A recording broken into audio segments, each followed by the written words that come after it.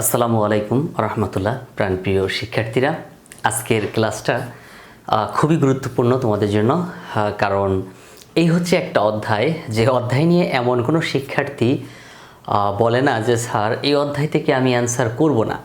মানে ম্যাক্সিমাম শিক্ষার্থী বলে, ম্যাক্সিমাম স্টুডেন্টই এই কথাটা বলে যে স্যার এই অধ্যায় পারি, শিখেছি, কিন্তু এই অধ্যায়ে আমি অ্যান্সার করতে পারবো না। কারণ কি, সব কিছু এলোমেলো হয়ে যায় এবং গুলায় যায় এক কথায়। তো সব কিছু এলোমেলো হয়ে যায় কেন, কি কি ভুলের কারণে এলোমেলো হয়, একদম সব কিছু আজকে ক্লিয়ার করব। এটা হচ্ছে এইচএসসি হিসাব বিজ্ঞান প্রথম পত্রের 3 নম্বর অধ্যায়, তৃতীয় অধ্যায়, যেটাকে বলা হয় ব্যাংক সমন্বয় বিবরণী। এটা তোমরা অনার্স লেভেলেও পাবা, ব্যাংক রিকনসিলিয়েশন। তো যদি এমন হয় যে কিছুই পারি না অধ্যায়টা, তাহলে কিন্তু তোমার জন্য একবারে জিরো থেকে বলতে পারো যে তুমি একটা ধারণা নিয়ে এই অধ্যায় থেকে একটা সৃজনশীল থাকে এবং সেটা অ্যান্সার করতে পারবা। সো এই জন্য আমি প্রথমেই আরেকটা কথা বলে রাখি যে যদি তুমি নোট করতে না পারো তাহলে ক্লাসটা দেখার দরকার নেই, কারণ এই ক্লাসটা মূলত খুবই খুবই গুরুত্বপূর্ণ ইনফরমেশন থাকবে। কারণ এই ইনফরমেশনগুলো এখানে আমি কালেক্ট করেছি এই কারণেই যে তুমি নোট করে নিবে, এবং নোট করে নিয়ে পরবর্তীতে যখন আমি সৃজনশীল সলভ করাবো তখন কিন্তু তুমি ওই নোটগুলো কাজে লাগাতে পারবে। ঠিক আছে? সো একটু কষ্ট করে সবাই নোট করে নিতে হবে, তাহলে অনেক কিছু তোমার জন্য কাজে লাগবে এখান থেকে। তো এখানে আমি আরেকটু জাস্ট টাইম অপচয় করব, অল্প কিছু সময়। দেখো, এটা হচ্ছে এইচএসসি হিসাব বিজ্ঞান টার্গেট এ প্লাস কোর্স। মানে এই কোর্সে যারা ভর্তি হবে তাদের সবার টার্গেট থাকবে এ প্লাস পাওয়া। যদি তোমার টার্গেটও এ প্লাস পাওয়া থাকে তাহলে তুমি এই কোর্সে ভর্তি হতে পারো। তুমি যেমন স্টুডেন্টই হও না কেন, তুমি যদি আমার সাথে জাস্ট 1 বছর বা 6 মাস বা 2 বছর ক্লাস করো তাহলে তুমি এ প্লাস পাওয়ার একটা নিশ্চয়তা পাচ্ছ আমার থেকে, ইনশাল্লাহ, আল্লাহ যদি তোমার সহায় হয়। আর সবচেয়ে বড় কথা হচ্ছে, আমার এই কোর্সে ফি হচ্ছে মাত্র 499 টাকা। আমি 499 টাকা নিয়ে থাকি এবং এই 499 টাকায় একবার বোর্ড পরীক্ষা পর্যন্ত পড়িয়ে থাকি। মাত্র 499 টাকা। আমি ওপেন বলে দিলাম, মেসেজ না করে, মানে তোমাকে বলেই দিলাম যে মাত্র 499 টাকা, এবং এই 499 টাকা হচ্ছে 50% ডিসকাউন্টে। সো তুমি চাইলে ভর্তি হতে পারো। তোমার জন্য যে সুবিধাগুলো থাকবে বা আমার কোর্সের যে বৈশিষ্ট্যগুলো আছে, এইচএসসি পরীক্ষা পর্যন্ত ক্লাস চলবে, সকল অধ্যায় একদম জিরো থেকে অ্যাডভান্স লেভেল, মানে একটা অধ্যায়ের সব অঙ্ক করানো হবে, বিগত সকল বোর্ড প্রশ্ন এমসিকিউ প্লাস সিকিউ সমাধান করাবো, সপ্তাহে 3 দিন কমপক্ষে ক্লাস হবে। তারপরে প্রতিটি অধ্যায়ের লেকচার শিট তুমি পাবে, সলভ সেশন থাকবে আলাদা, তারপর লাইভ ক্লাস রেকর্ড করা হবে, টেস্ট পেপার সমাধান করা হবে, দুর্বলদের জন্য এক্সট্রা টাইম দেওয়ার চেষ্টা করা হবে, কমন উপযোগী সাজেশন দেওয়া হবে। তো যারা হচ্ছে খুব টেনশনে আছো হিসাব বিজ্ঞান নিয়ে, তারা কিন্তু এই কোর্সে ভর্তি হতে পারো একবারে তোমার বোর্ড পরীক্ষা পর্যন্ত, বা একবারে তুমি টাকা পেমেন্ট করে তারপর ভর্তি হবা, দেন সারা বছর তুমি ক্লাস করবা। অনেকটা সময় নষ্ট করে ফেললাম, আন্তরিকভাবে দুঃখিত। তো তারপর দেখো, ব্যাংক সমন্বয় বিবরণী আসলে কি? ব্যাংক সংক্রান্ত লেনদেন থাকে এখানে। মানে প্রত্যেকটা প্রতিষ্ঠানই কিন্তু ব্যাংকে অ্যাকাউন্ট খুলে রাখে। দেখবা এখন তো বেতনও দেয় হচ্ছে ব্যাংকের মাধ্যমে বিভিন্ন প্রতিষ্ঠানে। তো এখন এই প্রতিষ্ঠানের সাথে ব্যাংকের একটা খুব ভালো সম্পর্ক থাকে। ব্যাংকগুলো প্রত্যেকটা প্রতিষ্ঠানে একটা হিসাব রাখে, সেটা চলতি হিসাব রাখে মূলত। তো এখানে হয় কি, আজকে সারাদিন যত বেচাকেনা হইলো আমি টাকাগুলো দিন শেষে ব্যাংকে যে জমা দিয়ে আসলাম চলতি হিসাবে, এবং ব্যাংক আমার প্রতি কখনো হচ্ছে বিরক্ত বোধ করবে না যে বারবার কেন জমা দিচ্ছে, উত্তোলন করতেছে। এটা হচ্ছে চলতি হিসাবের বৈশিষ্ট্য। এখানে তুমি কয়েক শতবার যদি টাকা তুলতে পারো তুলতে পারবে, আবার কয়েক শতবার জমা দিলে দিতে পারবে। তো এই ব্যাংকের সাথে আমরা মূলত আমার প্রয়োজনে আমি টাকা জমা দেই, আবার আমার প্রয়োজনে আমি টাকা তুলে নিয়ে আসি, কিংবা আমার কোনো কর্মচারীকে দিয়ে আমি টাকা জমা দিতে বলি, আবার কখনো কোনো কর্মচারীর মাধ্যমে টাকা উত্তোলন করে নিয়ে আসি চেকের মাধ্যমে। অনেক সময় এমন হয় আমি কারো কাছে টাকা পাবো, সে ওই টাকাটা আমার ব্যাংক অ্যাকাউন্টে এসে জমা দিয়ে গেছে, আমি জানি না, এমন অনেক সময় হয়, বা আমি পরবর্তীতে জানতে পারি। তো এই ধরনের কিন্তু অসংখ্য লেনদেন এই ব্যাংক বিবরণীতে হয়ে থাকে। ব্যাংক আমার কাছ থেকে নির্দিষ্ট সময় পর একটা চার্জ নেয়, হ্যাঁ, তার সার্ভিস চার্জ সে নেয়। আবার আমার টাকা যখন তার অ্যাকাউন্টে থাকে তখন সে কিন্তু আমাকে একটা নির্দিষ্ট পরিমাণ সুদ দিয়ে থাকে। তো এই ধরনের কাজগুলো হয়। প্রাপ্য নোট বা প্রদেয় নোট এগুলো ভাঙানো হয়, প্রাপ্য বিল, প্রদেয় নোট এগুলো ভাঙানো হয়। সো এই প্রত্যেকটা লেনদেন কিন্তু মূলত ব্যাংক সমন্বয় বিবরণীর সাথে জড়িত। হ্যাঁ, ব্যাংক সমন্বয় বিবরণীতে এই ধরনের লেনদেনগুলো থাকবে। আমরা এগুলো দেখে মূলত ব্যাংক সমন্বয় বিবরণী করব। সো একটা কথা তুমি বলতে পারো যে ব্যাংক সংক্রান্ত যে কোনো লেনদেন, সেখানে ব্যাংক জড়িত থাকবে। যে কোনো লেনদেন ব্যাংক সংক্রান্ত হলে সেটা কিন্তু ব্যাংক সমন্বয় বিবরণীতে আসবে। হ্যাঁ, এই ধরনের কাজগুলো নিয়ে আমরা করে থাকব। ওকে, তারপর দেখো, এটা হচ্ছে খুব গুরুত্বপূর্ণ একটা চার্ট, এটা মার্ক করে নাও। খেয়াল করো, এখানে বলা আছে ব্যাংক সংক্রান্ত লেনদেনগুলো হচ্ছে মূলত দুই ধরনের হয়ে থাকে। একটা হচ্ছে গ্রাহক কর্তৃক রক্ষিত হিসাবের বই, আর একটা হচ্ছে ব্যাংক কর্তৃক রক্ষিত হিসাবের বই। মানে ব্যাংক সংক্রান্ত লেনদেনগুলো দুইটা বইয়ে আমরা লিখে থাকি। কয়টা বইয়ে লিখে থাকি? দুইটা বইয়ে লিখে থাকি। আমি একজন গ্রাহক, মানে ব্যাংকে আমার একটা অ্যাকাউন্ট আছে, আমি কিন্তু আমানতকারী, আমি ব্যাংকের কাছে টাকা রেখে দিয়েছি, তাই না? তো আমি হচ্ছে গ্রাহক। হ্যাঁ, তো আমি গ্রাহক, তো গ্রাহক কর্তৃক একটা বই আমি সংরক্ষণ করি। যেহেতু আমি গ্রাহক, আমার একটা চিন্তা থাকে যে ব্যাংক আমার হিসাবগুলো ঠিকঠাক মতো করলো কিনা, কিংবা আমার হিসাবের মধ্যে কোনো ভুল ত্রুটি রাখলো কিনা। হ্যাঁ, বা আমি এমন হতে পারে আমার লক্ষ লক্ষ টাকা লেনদেন হয়, এখানে কিছু টাকা ভুলবশত ছাড়াই যেতে পারে, বা ভুল হতে পারে, 5,000 টাকার জায়গায় 50,000 টাকা লেখা থাকতে পারে। এই ধরনের প্রবলেমগুলো হতে পারে। এই কারণে আমি নিজে একটা বই সংরক্ষণ করি, সেটা হচ্ছে গ্রাহক কর্তৃক রক্ষিত হিসাবের বই, যার নাম হচ্ছে নগদান বই। অর্থাৎ একজন গ্রাহক যে হিসাবটা রাখে সেটার নাম কি? নগদান বই। আবার ব্যাংক নিজেও একটা বইয়ের মধ্যে আমার হিসাব সংরক্ষণ করে থাকে। এখানে কিন্তু দুইটা পক্ষ, আমি একটা পক্ষ আর আমার ব্যাংক একটা পক্ষ।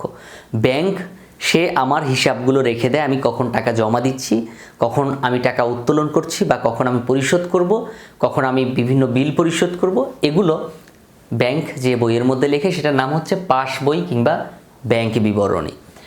এটা হচ্ছে ব্যাংক কর্তৃক রক্ষিত হিসাবের একটা বই। ঠিক আছে? তো আমার যে নগদান বই, মানে আমি যেটা সংরক্ষণ করি আমার বাড়িতে বা আমার প্রতিষ্ঠানে, এই নগদান বই আর পাস বই বা ব্যাংক বিবরণীর দুটোর উদ্বৃত্ত কিন্তু একই রকম হতে হয়। আমার হিসাবে আমি মাস শেষে দেখলাম যে 10,000 টাকা আমার ব্যাংকে জমা আছে, কিন্তু ব্যাংকের কাছে যখন আমি মাস শেষে গেলাম, ভাই আমার অ্যাকাউন্টে কত টাকা আছে, ব্যাংক আমাকে বলল কি, ভাই আপনার অ্যাকাউন্টে আছে 8,000 টাকা। আসলে আমি বললাম 10,000 টাকা, তাই না? আমি বললাম 10,000 টাকা, খেয়াল করো, 10,000 টাকা। আর ব্যাংক বলতে চাচ্ছে আমার অ্যাকাউন্টে আছে 8,000 টাকা। আচ্ছা বলো তো, কিলাকিলিটা তো এখানেই লেগে যাবে, তাই না? গ্যাঞ্জাম তো এখান থেকেই শুরু হবে। সে বলতেছে 2,000 কম, আমি বলতেছি 10,000 টাকা, 2,000 বেশি। তাহলে সমঝোতাটা কোথায়? তখন আমরা দুজন মিলে বলবো, ভাই আপনার বই বের করেন, আমি বলবো এই যে আমার বই। তো তখন আমরা দুজন মিলে সিদ্ধান্ত নিব যে আপনার ভুলগুলো, আপনি যে লেনদেনগুলো করেছেন আমার সম্পর্কে, সেগুলো বের করেন। আর আমি বলবো আমি যে লেনদেনগুলো করেছি সেগুলো হচ্ছে এই যে। তো তার সাথে আমি মিলে দেখব যে হয়তো কোনো একজন দেনাদার আমার অ্যাকাউন্ট, কোনো একজন পাওনাদারকে আমি 2,000 টাকা পরিশোধ করেছিলাম অনেক আগে, সে টাকাটা এই মাসে আমার অ্যাকাউন্ট থেকে নিয়ে গেছে। আমি তো এটা জানি না, আমি যখন দিয়েছিলাম তখন তো এটা হিসাব করেছিলাম, এখন তো হিসাব করিনি। তাহলে এই 2,000 টাকা যে আমার একজন পাওনাদার আমার অ্যাকাউন্ট থেকে তুলে নিয়ে গেছে আমার চেক দেখায়া, আমি তো জানতাম না এটা। তো যখন আমি জানবো, কখন জানবো? ব্যাংকের সাথে যখন বসবো মাস শেষে, প্রতি মাসে একবার বসবো, তখন কিন্তু এইসব বিষয়গুলো, এই গরমিলগুলো উঠে আসবে। তার কি ভুল ছিল, কিংবা সে কোন কাজটা করেছে আমি জানি না, বা আমি কোন কাজটা করেছি সে জানে না, এই ধরনের প্রবলেমগুলো। তো এভাবে আর কি মূলত মানে দুটো বইয়ের, নগদান বই এবং পাস বই বা ব্যাংক বিবরণী, এই দুটোর একটা গরমিল হয়। হ্যাঁ, এই জমার উদ্বৃত্ত, হ্যাঁ, দুটো বইয়ের উদ্বৃত্তটা গরমিল হয়। গরমিল হয় দুটো কারণে, একটা হচ্ছে অলিখিত তথ্য থাকে, আর একটা হচ্ছে লেখার ভুল থাকে। তো আমি যদি এই পাশেরটা বলি যে লেখার ভুলটা কেমন হয়, মনে করো হচ্ছে 500 টাকা একজন আমার অ্যাকাউন্ট থেকে তুলে নিয়ে গেছে, কিন্তু ব্যাংক সেখানে 5,000 টাকা লিখেছে ভুল করে। এটা কিন্তু লেখার ভুল, তাই না? লেখার ভুল। আবার আমি 10,000 টাকা ব্যাংকে জমা দিয়েছিলাম, কিন্তু আমার বইয়ের মধ্যে আমি লিখি নাই, একদম লিখি নাই, ভুলে গিয়েছিলাম এটা।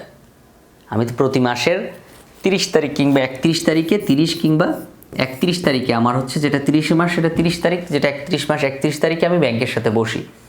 তো এর মধ্যে আমি ওই তথ্যটা লিখি নাই, তাহলে কি এটা আমার লেখার ভুল? অথবা আমার নগদান বইয়ের মধ্যে এই ভুলটা থাকবে, তাই না? এই আমি যে লেখার ভুলটা করব, অথবা আমি রহিমকে একটা চেক দিছি, আমি করিমের নামে লিখে রেখেছি, তাহলে এই ধরনের ভুলগুলো লেখার ভুল হবে। আর অলিখিত ভুল হচ্ছে এটা ব্যাংক বিবরণীতে লেখা হয়নি অথবা নগদান বইতে লেখা হয় নাই, আমি লিখিই নাই কোনো একটা তথ্য। হ্যাঁ, আমি তথ্যটা এখনও লিখিই নাই। আমি একজন পাওনাদারকে পরিশোধ করেছি কিন্তু আমার বই থেকে আমি বাদ দিইনি এখনও। ব্যাংক এমন হতে পারে যে ব্যাংক কারো কাছ থেকে পরিশোধ মানে কারো কাছ থেকে টাকা পাইছে, সেটা এখনও যোগ করেনি, এটা হতে পারে। সো এই ধরনের বিষয়গুলো খেয়াল রাখবা যে অলিখিত তথ্য কিছু থাকবে আর লেখার কিছু ভুল থাকবে। তো এই অলিখিত তথ্য আর লেখার ভুল সংশোধন করার জন্য আমরা যে বইটা করে থাকি, যে বইটা লিখে থাকি, সেটা হচ্ছে ব্যাংক সমন্বয় বিবরণী। এটা মূলত প্রতি মাসের লাস্টের দিন আমরা করে থাকি। তার প্রবলেমগুলো এবং আমার প্রবলেমগুলো, দুজনের প্রবলেম একসাথে করে আমরা একটা ডিসিশন নেই। চলেন আমরা একটা বই করি, সেই বইটার নাম হচ্ছে কি ব্যাংক সমন্বয় বিবরণী। ওকে, তো ব্যাংক সমন্বয় বিবরণীর অনেক কাজ আছে। হ্যাঁ, ব্যাংক সমন্বয় বিবরণীর অনেক কাজ আছে। দেখো, তো এই ব্যাংক সমন্বয় বিবরণী মূলত দুই ধরনের। একটা হচ্ছে সংশোধিত বা আধুনিক পদ্ধতি কিংবা দ্বৈত জের পদ্ধতি, আরেকটা হচ্ছে একক জের প্রচলিত বা সনাতন পদ্ধতি। একক জেরের মধ্যে যে কোনো একটা জের দেওয়া থাকতে পারে, টাকার পরিমাণ যে কোনো একটা থাকতে পারে। আর হচ্ছে প্রচলিত সংশোধিত পদ্ধতি বা আধুনিক পদ্ধতি, দ্বৈত জের পদ্ধতি, এটাকে আমরা বলতে পারি কি সনাতন পদ্ধতি। এই যে এটাকে আমরা বলতে পারি সনাতন পদ্ধতি। খেয়াল করো, সনাতন পদ্ধতি, এই যে সনাতন লেখা আছে। আর এটাকে আমরা বলতে পারি কি আধুনিক পদ্ধতি। আধুনিক পদ্ধতি, ও হ্যাঁ লেখা আছে এখানে, দেখো। তাহলে এটা কি সংশোধিত বা আধুনিক পদ্ধতি, দ্বৈত জের পদ্ধতি, আর এটা হচ্ছে একক জের প্রচলিত বা সনাতন পদ্ধতি। তো দুটো পদ্ধতির দুই রকম ছক হয়ে থাকে। আমরা যে কোনো একটা ছকে যে কোনো একটা হিসাবে অঙ্ক করতে পারি, তবে তারা যদি কখনো বলে দেয় যে আপনি একক জের পদ্ধতিতে সমাধান করেন, তাহলে আমাকে একক জের পদ্ধতিতে করতে হবে। অনেক সময় ব্যালেন্স দুটোই দেওয়া থাকবে কিন্তু বলবে একক জের পদ্ধতিতে। ব্যাপার না, একক জের পদ্ধতিতে একটা করার পর দেখবে আরেকটা অটো মিলে যাবে, ঠিক আছে? ওকে, একক জের পদ্ধতি আরেকটা কি সনাতন পদ্ধতি। তো দেখো আমি যেটা লিখেছি এখানে একক জের পদ্ধতির ছক দেখো, ক্যাশ বুক, খেয়াল করো, ক্যাশ অথবা ব্যাংক ব্যালেন্স, ক্যাশ ব্যালেন্স বা ব্যাংক ব্যালেন্স, অর্থাৎ কি নগদ উদ্বৃত্ত কিংবা ব্যাংক উদ্বৃত্ত যে কোনো একটা দেওয়া থাকতে পারে, সেটা দেওয়া থাকবে। তারপর এখানে আমি যেগুলো লিখতে ভুলে গিয়েছিলাম সেগুলো এখন লিখবো, মানে যোগ করব। আর যেগুলো আমি অতিরিক্ত লিখেছি কিন্তু ঘটনাগুলো ঘটেনি, সেগুলো আমি এখানে বিয়োগ করব। আবার দেখো একক জের পদ্ধতি তো এটা গেল, মানে একটা মাত্র জের থাকবে, যে একটা মাত্র জের থাকবে, খেয়াল করো, একটা মাত্র জের থাকবে। আর এখানে একটা যোগ থাকবে, একটা বিয়োগ থাকবে, ঠিক আছে? একটা যোগ থাকবে, একটা বিয়োগ থাকবে। আর দ্বৈত জের পদ্ধতিতে দেখো দুটো ব্যালেন্স থাকবে, একটা ব্যালেন্স এবং একটা ব্যালেন্স, এই যে হলুদ কালার দেখতে পাচ্ছ, একটা ক্যাশ ব্যালেন্স, একটা ব্যাংক ব্যালেন্স। আমরা বাম পাশে ক্যাশ ব্যালেন্স লিখবো, ডান পাশে ব্যাংক ব্যালেন্স লিখবো। খেয়াল করো এখানে কিন্তু বিবরণ টাকা টাকা, বিবরণ টাকা টাকা। আমরা চাইলে এখানে আরেকটা ঘর দিতে পারতাম, অতিরিক্ত ক্রমিক নংটা দিতে পারতাম, ক্রমিক নংটা দিতে পারতাম, এখানেও ক্রমিক নং দিতে পারতাম। ওকে, তো বাম পাশে আমরা লিখবো কি ক্যাশ ব্যালেন্স, মানে আমার বইয়ের মধ্যে আমি যে বইতে হিসাব লিখি না, ওই বইয়ের মধ্যে কি কি তথ্য আছে সেটা এখানে বসবে। আর ডান পাশে বসবে কি ব্যাংক ব্যালেন্স, মানে ব্যাংক বিবরণী অনুযায়ী পাস বইয়ে যে ব্যালেন্সটা আছে সেই ব্যালেন্সটা এখানে লিখবো। লেখার পর দুজনের দুই ভুল টুল যা আছে মানে আছে সেগুলো সমাধান করব, করার পরে দেখব যে আমাদের দুজনের উত্তর একই রকম হয়েছে, অর্থাৎ দুজনের জেরটা একই রকম হয়েছে। তো আমরা যখন অঙ্ক করব তখন আমরা এই ছক মুখস্থ করে ফেলবো কিংবা হচ্ছে মনে রাখার ট্রাই করব, তখন এখন আপাতত দরকার নেই। এখন দেখো এখানে ব্যাংক সমন্বয় বিবরণীর কিছু প্রবলেম থাকে, যে প্রবলেমগুলো আমাদেরকে জানতে হয়।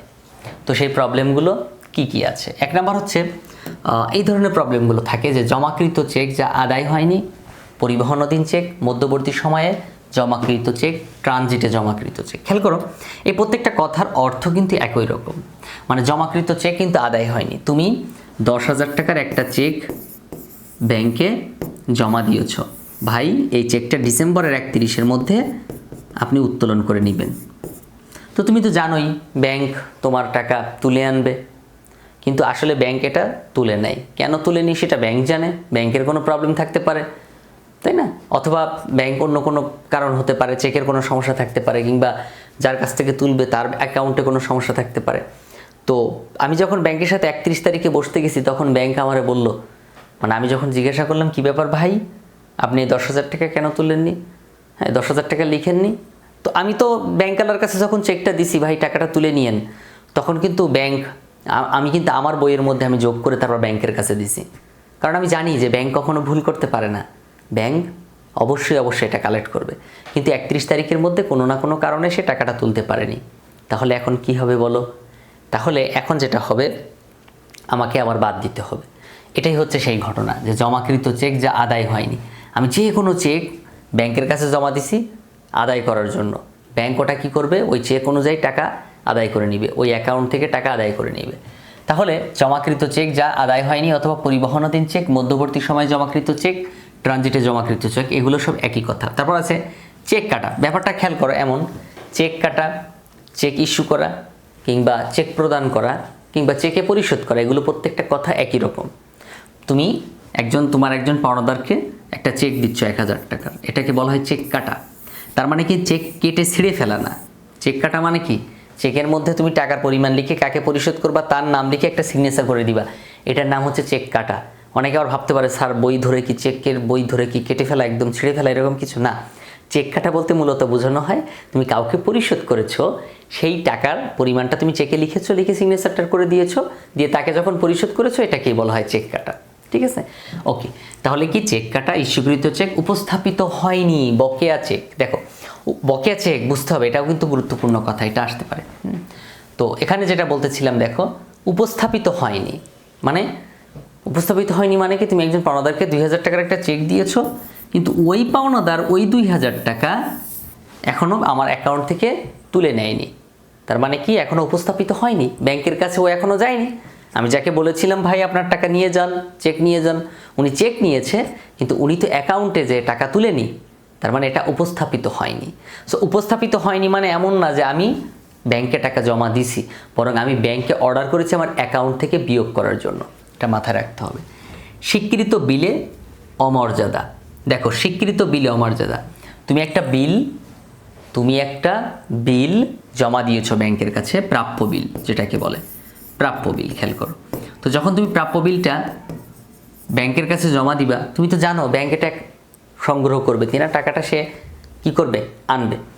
তো সেই বিলটা যদি হচ্ছে তোমার, বা তুমি ব্যাংকের কাছে যে 3,000 টাকার একটা বিল তুমি বললা ভাই আমার 2,700 টাকা দেন, দেয়া বিলটা আপনি নিয়ে যান, ব্যাংক কী করবে, ওই 3,000 টাকা কিন্তু সেই বিল আমি যার কাছ থেকে আনছিলাম না প্রাপ্য বিল, তার অ্যাকাউন্ট থেকে 3,000 টাকা নিয়ে আসবে, বা তার কাছ থেকে 3,000 টাকা নিবে। কিন্তু ব্যাংক আমার দিচ্ছে 2,700 টাকা, ব্যাংক কিন্তু এখানে 300 টাকা খাইছে কমিশন, তাই না?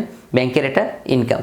তো এই বিলটার যদি মেয়াদ না থাকে কোনো না কোনো কারণে, বা অন্য কোনো সমস্যা হয়, বা যে অ্যাকাউন্ট থেকে টাকা কালেক্ট করবে তার মানে প্রত্যাখ্যাত হলো কোনো না কোনো কারণে, এটাকে বলা হয় কি, বিল প্রত্যাখ্যান। মনে রাখবা, এটা হতে পারে প্রাপ্য বিল কিংবা প্রদেয় বিল, দুটোই প্রত্যাখ্যান হতে পারে। ঠিক আছে, দুটোই প্রত্যাখ্যান হতে পারে। ওকে, মানে বেশিরভাগ ক্ষেত্রে প্রাপ্য বিল ধরে নিবা যে আমার কাছে একটা প্রাপ্য বিল আছে, এই বিলটা আমি ব্যাংকের কাছে যেয়ে ভাঙাই নিয়ে আসলাম, ভাই বিলের টাকাটা আমাকে দেন, আপনি আপনার কমিশন রেখে দেন, আর আপনি পরে নিয়ে যান। তো ব্যাংক তো জানে যে বিলটা ভালো আছে, খুব চমৎকার, দেখতে শুনতে খুব ভালো, এখন ব্যাংক এটা রেখে দিছে। কিছুদিন পরে যখন ব্যাংকে এই টাকাটা কালেক্ট করতে গেছে, তখন দেখলো যে এই বিলে কোনো না কোনো সমস্যা আছে, যে কারণে এই টাকাটা আমরা তুলতে পারবো না। তো ব্যাংকওয়ালা কিন্তু কি করবে, এটা কি ছিঁড়ে ফেলে দিবে না, এই প্রাপ্য বিলটা কে দিছে, আমি দিছি না ব্যাংকওয়ালার কাছে, ব্যাংকওয়ালা কিন্তু এসে আমাকে ধরবে, ব্যাংক এসে আমাকে ধরবে যে আপনি যে প্রাপ্য বিলটা দিয়েছিলেন এই বিলটা রাইট না। ঠিক আছে, এটা সমস্যা আছে। ওকে, তারপরে কি আছে, স্বীকৃত বিলে অমর্যাদা। তুমি কাউকে একটা বিল দিয়েছিলে, সেই বিলটা কি অমর্যাদা হয়েছে, তার মানে কি, উনি তো তোমার কাছে এসে আবার টাকা নিয়ে যাবে, কিংবা তোমার এই বিলের টাকা নিবে, তাই না? হতে পারে এমন। ওকে, তারপর কি, লেখার ভুল হতে পারে। ওই যে বললাম বারবার, লেখার ভুল হতে পারে, 500 টাকার জায়গায় 5,000, বা একবার 1,000 টাকা লেখার জায়গায় তুমি 2বার 1,000 টাকা লিখছো, তার মানে তুমি লিখছো 2,000, আবার যোগ করার জায়গায় বিয়োগ করছো, বিয়োগ করার জায়গায় যোগ করছো। তারপর ব্যাংক মেমোরেন্ডাম। এটা ব্যাংক মেমোরেন্ডাম 2 প্রকার হয়ে থাকে, ডেবিট মেমোরেন্ডাম এবং ক্রেডিট মেমোরেন্ডাম। তো একটা বিষয় আমি একটু বলি, আমি যদি ব্যাংকে টাকা জমা দেই, তাহলে আমি আমার বইয়ে লিখব কি, ডেবিট। আবার ব্যাংক যখন আমার অ্যাকাউন্টে টাকা জমা দিবে, তখন ব্যাংক লিখবে কি, ক্রেডিট। খেয়াল করো, ব্যাংক লিখবে কি, ক্রেডিট। দেখো আমি যখন জমা দিচ্ছি আমার টাকা বাড়তেছে, ব্যাংকের টাকা বাড়তেছে, তাই না? আমার অ্যাকাউন্টে টাকা বাড়তেছে না, এই জন্য আমি লিখতেছি কি, ডেবিট। আর ব্যাংকে যখন আমি টাকা জমা দিচ্ছি, ব্যাংক ততটা দায় সৃষ্টি হচ্ছে, তো ব্যাংক লিখবে কি ক্রেডিট। ব্যাংক আমার অ্যাকাউন্টে কিন্তু টাকা বৃদ্ধি করা মানে ক্রেডিট। সো মাথায় রাখবা আমার প্রতিষ্ঠানের পক্ষ থেকে, আমার পক্ষ থেকে যেটা ডেবিট, ব্যাংকের পক্ষে সেটা ক্রেডিট। আমি যেমন ব্যাংকে টাকা জমা রাখাটা আমার জন্য সম্পদ মনে করি, ব্যাংক আমার টাকা রেখে দেওয়াটাকে দায় মনে করে। আমি যেমন ব্যাংকে টাকা জমা রাখলেই বলি ব্যাংক একটা সম্পদ, ব্যাংক হিসাব ডেবিট। আর ব্যাংক যখন আমার টাকা রেখে দেয় তখন সে নগদান হিসাব ডেবিট লেখে, কিন্তু এই ব্যাংক হিসাব কিন্তু ক্রেডিট লেখে। কারণ কি ব্যাংক আমার কাছে দায়ী, তাই না? ব্যাংক আমার কাছে দায়ী। ওকে, তারপর দেখো এরপরে কি আছে। এরপরে আছে ব্যাংক সমন্বয় বিবরণীর ব্যাংক মেমোরেন্ডাম দুই প্রকার, একটা হচ্ছে ডেবিট মেমোরেন্ডাম বা ডিএম, আর একটা হচ্ছে ক্রেডিট মেমোরেন্ডাম বা সিএম। মানে ব্যাংক এমন কিছু ইনফরমেশন ডেবিট করেছে, অর্থাৎ আমার অ্যাকাউন্ট থেকে টাকা কেটে নিয়েছে কিন্তু আমি জানি না, সেটাই হচ্ছে ব্যাংক মেমোরেন্ডাম, ডেবিট মেমোরেন্ডাম। তো ব্যাংক কী করে, যেমন ব্যাংকে সরাসরি পরিশোধ করলো, আমি কাউকে না কাউকে চেক দিয়েছিলাম অনেক আগে, তো ব্যাংক এই টাকাটা পরিশোধ করে দিছে, তাহলে এটাকে বলা হয় ডেবিট মেমোরেন্ডাম। নোট করে নাও। তারপর কী হচ্ছে, চেক প্রত্যাখ্যাত হলো। আমি একটা চেক দিয়েছিলাম ব্যাংকে, তো আমি তো যোগ করেছিলাম আমার বইয়ের মধ্যে, ব্যাংক আমি জানি ব্যাংকও যোগ করবে, কিন্তু সেই চেকটা প্রত্যাখ্যাত হয়েছে, মানে চেকের মধ্যে মেয়াদ নাই, কিংবা মেয়াদ উত্তীর্ণ চেক, কিংবা অন্য কোনো সমস্যা আছে, জাল হতে পারে। তো চেকটা প্রত্যাখ্যান হয়েছে, আমার অ্যাকাউন্ট থেকে টাকা কেটে নিবে, সে কিন্তু আমাকে বলবে না। তো ব্যাংক আমাকে না জানিয়ে যে ঘটনাগুলো ঘটাবে, মানে আমার হাত নাই সেখানে, এমন কোনো ঘটনা যদি ঘটায় তাহলে সেটা ডেবিট মেমোরেন্ডাম হবে। অর্থাৎ ব্যাংক ডেবিট করা মানে কি আমার অ্যাকাউন্ট থেকে টাকা কেটে নেওয়া, ব্যাংক ক্রেডিট করা মানে আমার অ্যাকাউন্টে টাকা যোগ হওয়া। মাথায় রাখবা, ব্যাংক ক্রেডিট করা মানে আমার অ্যাকাউন্টে টাকা বেড়ে যাওয়া, ব্যাংক ডেবিট করা মানে আমার অ্যাকাউন্টে টাকা কমে যাওয়া, আর আমি ডেবিট করা মানে আমার অ্যাকাউন্টে টাকা বেড়ে যাওয়া, আমি ক্রেডিট করা মানে আমার অ্যাকাউন্টে টাকা কমে যাওয়া। এটা মাথায় রাখবা। তারপর দেখো কর্তন বা চার্জ। ব্যাংক অনেক সময় আমার থেকে টাকা কেটে নিতে পারে, চার্জ করতে পারে। আমি ব্যাংকে 10 লক্ষ টাকা রাখলাম, তো ব্যাংক আমার থেকে চার্জ নিবে না, তো যখন চার্জ নিবে তখন সেটাকে কর্তন বা চার্জ বলা হয়। আবার জমাতিরিক্তের সুদ, তুমি ব্যাংকে 20,000 টাকা জমা রেখে 40,000 উত্তোলন করছো, বেশি উত্তোলন করছো, তার টাকা সুদ দিতে হবে না, এটা হচ্ছে ব্যাংক জমাতিরিক্তের সুদ। ক্রেডিট মেমোরেন্ডাম হচ্ছে ব্যাংক এমন কিছু কাজ করেছে যা আমার অ্যাকাউন্টে টাকা বেড়ে গিয়েছে কিন্তু আমি জানি না। যেমন ব্যাংক সুদ মঞ্জুর করলো, আমাকে 200 টাকা সুদ দিছে, আমি তো জানি না, ব্যাংক আমাকে জানায়নি, কিন্তু ব্যাংক আমার অ্যাকাউন্টে যোগ করে দিয়েছে, তাহলে এটা কি ব্যাংক জমার সুদ। তারপরে কি, এটা হচ্ছে ডেবিট ক্রেডিট মেমোরেন্ডামে যাবে। মানে ওনারা কিন্তু ক নাম্বারে বা খ নাম্বারে বলে যে ডেবিট মেমোরেন্ডাম তৈরি করো, ক্রেডিট মেমোরেন্ডাম তৈরি করো। দিনাদার সরাসরি ব্যাংকে জমা দিল, দিনাদার একজন এসে আমার অ্যাকাউন্টে জমা দিয়েছে কিন্তু আমি জানি না, তাহলে ডেবিট ক্রেডিট মেমোরেন্ডাম, ব্যাংক আমার অ্যাকাউন্টে যোগ করবে, আর ব্যাংক যোগ করা মানে ক্রেডিট। প্রাপ্য বিল বা লভ্যাংশ, বিনিয়োগের সুদ, এগুলো যদি ব্যাংক কখনো আদায় করে, মানে ব্যাংকের সাথে আমি কোঅপারেশন করে দিব, ব্যাংক এটা নিজে নিজে সিদ্ধান্ত নিবে কোথা থেকে কার কাছ থেকে কখন কিভাবে টাকা তুলতে হবে, তখন সেটা কী হবে, প্রাপ্য বিল, লভ্যাংশ বা বিনিয়োগের সুদ আদায়, তখন সেটা ক্রেডিট মেমোরেন্ডামে যাবে। তো একটা কথা আমি বলি, তাহলে স্যার আপনি আরেকটা উদাহরণ দেন তো। যেমন আমি মনে করো 5,000 টাকার একটা চেক ব্যাংকে জমা দিলাম, এটা কি ডেবিট মেমোরেন্ডাম না ক্রেডিট মেমোরেন্ডাম? না, এটা ডেবিট মেমোরেন্ডামও না, ক্রেডিটও না। কারণ কি, এই ঘটনাটার সাথে দুজন মিলে করেছি, ঘটনাটা দুজন মিলে মানে একসাথে ঘটাইছি। আমি চেক দিলাম, সে টাকা যোগ করলো, আমিও যোগ করলাম, হলো না তাহলে। কিন্তু এমন কোনো ঘটনা ঘটাবে যেটা আমি জানি না, আমার অজানায় ঘটে যাবে, নিজে নিজেই ঘটবে, মানে ব্যাংক নিজে নিজেই করবে কিন্তু আমি জানি না, তাহলে সেটা ডেবিট মেমোরেন্ডাম কিংবা ক্রেডিট মেমোরেন্ডাম, এটা মাথায় রাখবা। ওকে, তারপর দেখো কিছু ইনফরমেশন যেটা খুবই গুরুত্বপূর্ণ জেনে রাখা দরকার, সেটা অ্যাডমিশন টেস্ট হতে পারে কিংবা তোমার বোর্ড পরীক্ষায় এমসিকিউতে আসতে পারে। এই কথাগুলো খুবই গুরুত্বপূর্ণ। কেমন, চেকের আমেরিকান বানান হচ্ছে চেক, CHEC চেক, আর ব্রিটিশ বানান হচ্ছে চেক, CHEQUE চেক। এটা একটু মাথায় রেখো। প্রতি মধ্যে জমা, ডিপোজিটে, ইন ট্রানজিট, পরিবহনাধীন জমা, বহন পথে জমা, প্রক্রিয়াধীন জমা বা চেক, মানে যেটা হচ্ছে ব্যাংকে জমা দেওয়া হয়েছে চেকটা, সে বিভিন্ন জায়গা থেকে টাকা কালেক্ট করা হতে পারে কিংবা আমার অ্যাকাউন্ট থেকে টাকা নেওয়া হতে পারে। অপরিশোধিত চেক, আউটস্ট্যান্ডিং চেক, বকেয়া চেক, অগ্রদত্ত চেক, প্রদেয় চেক, অনুপস্থিত চেক, যে চেক এখনও ব্যাংকে উপস্থাপন হয়নি, চেক ভাঙানো হয়নি, চেক নগদায়ন বা ক্যাশ করা হয়নি। অর্থাৎ আমি একটা চেক কাউকে পরিশোধ করেছি টাকা, মানে আমার অ্যাকাউন্ট থেকে এই লেনদেনটা দ্বারা, এই ঘটনা দ্বারা আমার অ্যাকাউন্ট থেকে টাকা চলে যাবে, আর এই ঘটনায় দ্বারা আমার অ্যাকাউন্টে টাকা আসবে, এই ঘটনা দ্বারা আমার অ্যাকাউন্টে টাকা যোগ হবে, আর এই ঘটনাগুলো দ্বারা আমার অ্যাকাউন্ট থেকে টাকা চলে যাবে। অপর্যাপ্ত তহবিল চেক বা নট সাফিসিয়েন্ট ফান্ড, ইংলিশে লেখা থাকে not sufficient fund, NSF, not sufficient fund, এটা ইংরেজিতে থাকতে পারে। প্রত্যাখ্যাত চেক, অমর্যাদাকৃত চেক, বাউন্স চেক, মানে এমন হতে পারে চেকের মেয়াদ নেই, তাহলে তো সেটার মেয়াদ উত্তীর্ণ চেক। আবার হতে পারে আমি 10 লক্ষ টাকা চেক লিখেছি কিন্তু ব্যাংকে আছে 1 লাখ, তাহলে কি ব্যাংক পরিশোধ করতে পারবে? এটা নট সাফিসিয়েন্ট চেক, প্রত্যাখ্যাত চেক, অমর্যাদাকৃত চেক। ব্যাংক মেমোরেন্ডাম বা ব্যাংক মেমো, ব্যাংক স্মারক, এটা মানে ব্যাংক মেমোরেন্ডাম যেটা ডেবিট মেমোরেন্ডাম, ক্রেডিট মেমোরেন্ডাম, সেটা বিভিন্ন নাম, bank memorandum, bank memo, bank স্মারক। আবার ডেবিট মেমোরেন্ডাম, ডিএমতে ডেবিট মেমোরেন্ডাম, ডেবিট স্মারক, ডেবিট বিবরণী, ডেবিট মেমো, একই নাম। হ্যাঁ, এই নামগুলো মনে রাখবা, ডেবিট মেমোরেন্ডাম, ডিএম, ডেবিট স্মারক, ডেবিট বিবরণী, ডেবিট মেমো। তারপর ক্রেডিট মেমোরেন্ডাম, ক্রেডিট স্মারক, ক্রেডিট বিবরণী, ক্রেডিট মেমো। দেন ইলেকট্রনিক ফান্ড ট্রান্সফার, হ্যাঁ, ইলেকট্রনিক ফান্ড ট্রান্সফার ইএফটি, আর হচ্ছে তোমার bank authorised clearing service, BACS, হ্যাঁ, BACH। ওকে, এবার দেখো আমরা যখন অঙ্ক করব, তো আমরা অঙ্কের দ্বার প্রান্তে চলে এসেছি, আমরা হয়তো নেক্সট ক্লাসে অঙ্ক করব। তো নেক্সট ক্লাসে অঙ্ক করতে গেলে এই 4টা লাইন খাতার মধ্যে বড় বড় করে লিখে রাখো, এবং তুমি 3 বেলা খাওয়ার আগে এবং 3 বেলা খাওয়ার পরে এটা পড়বে, এবং এমনভাবে পড়বে যেন এই হচ্ছে উল্টাপাল্টা না হয়ে যায়। এটা হচ্ছে মাথায় রাখবে, এটা সোজা নিয়ম আর এটা হচ্ছে উল্টা নিয়ম। এটা কি সোজা নিয়ম আর এটা কি উল্টা নিয়ম। ব্যাপারটা হচ্ছে এমন যে হ্যাঁ, আমি তোমার কাছে টাকা পাবো, কিন্তু আমি তোমার কাছে মানে টাকা পাবো, আমি বরং তোমার কাছে টাকা চাবো, তাই না? আমি তোমার, তুমি কিন্তু তা না হয়ে তুমি উল্টা আমার কাছে চাচ্ছ। ব্যাপারটা হচ্ছে এমন, ঠিক আছে? আমি তোমার কাছে টাকা পাবো, তুমি আমার সামনে মাথা নত করে থাকবা, সেখানে আমি উল্টার মাথা নত করে আছি তোমার সামনে। এই ধরনের ঘটনাগুলো মানে উল্টা হবে, রিয়াকশনটা উল্টা হবে। যেটা যোগ হওয়ার জায়গা তুমি দেখতে পাচ্ছ কিন্তু হবে বিয়োগ, যেখানে বিয়োগ হওয়ার জায়গা তুমি দেখতে পাচ্ছ তাহলে সেখানে হবে যোগ। এটা হচ্ছে উল্টা নিয়মে, এই উল্টা নিয়মে। আর সোজা নিয়মে যেখানে যোগ হওয়ার কথা যোগ করবা, বিয়োগ হওয়ার কথা বিয়োগ করবা।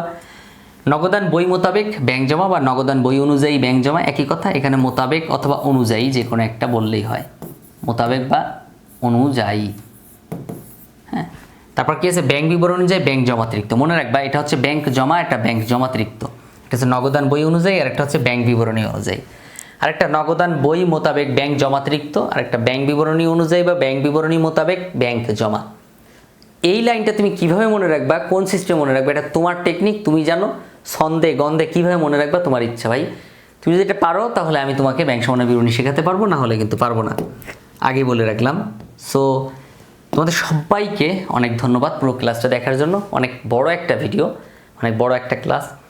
সো এই মুহূর্তে যে কাজটা একটু কষ্ট করে ফেলবে সেটা হচ্ছে, যারা এখনও আমার চ্যানেলে একবারে নতুন, আজকেই প্রথম দেখছো, একটু কষ্ট করে চ্যানেলটা সাবস্ক্রাইব করে দাও, তাহলে পরবর্তী ভিডিওটা সবার আগে আমি আপলোড দেওয়ার সাহস পাবো। কারণ যখন দেখবো যে সদস্যের সংখ্যা বৃদ্ধি পাচ্ছে, স্টুডেন্টের সংখ্যা বৃদ্ধি পাচ্ছে, তখন কিন্তু আমি বসে থাকবো না, আমি কিন্তু নিয়মিত ক্লাস রেকর্ড করবো। সো আশা রাখি তুমি চ্যানেলটা সাবস্ক্রাইব করবে এবং কমেন্টে লিখবে আমার ক্লাসটা কেমন লাগলো, এবং পরবর্তীতে কোন টপিক নিয়ে তুমি প্রশ্ন চাও সেটাও কিন্তু আমাকে জানাতে পারো। যারা আমার কোর্সে ভর্তি হতে চাও তারা অবশ্যই স্ক্রিন দেওয়া নাম্বারে যোগাযোগ করবে। আশা করি সবাই অনেক ভালো থাকবে। পরবর্তী ক্লাসে আবারও দেখা হবে ইনশাল্লাহ। আসসালামু আলাইকুম রহমতুল্লাহ।